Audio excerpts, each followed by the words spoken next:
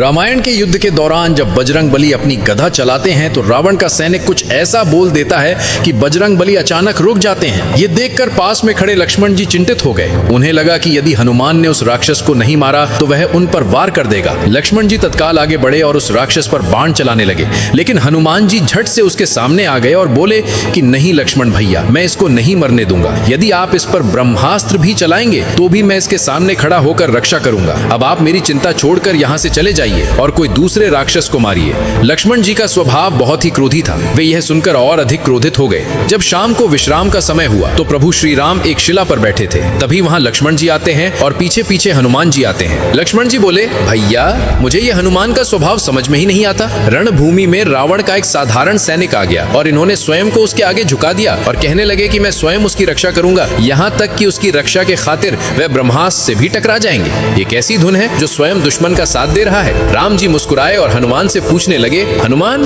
क्या हुआ तुम्हारे बल बुद्धि को?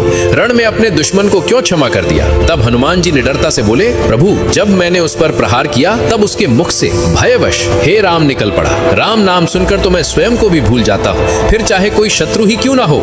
यदि वह आपके नाम का उच्चारण करे तो उसके सामने मेरा हृदय स्वयं नतमस्तक हो जाता है। भला मैं कैसे उसका वध करता जो भय के क्षण में भी नाम ले रहा था मेरे राघव का, मेरे प्रभु श्री राम का। ये सुनकर प्रभु श्री राम प्रसन्न होकर खड़े हो गए और हनुमान को अपने हृदय से लगा लिया और बोले, हनुमान थोड़े दिन पहले ही तुमने समुद्र को लांघकर अपनी शक्ति का परिचय दिया था, लेकिन आज तुमने फिर से एक बार सिद्ध कर दिया कि तुम्हारी भक्ति अद्भुत है। संसार में कोई तुम्हारी भक्ति की बराबरी नहीं कर सकता।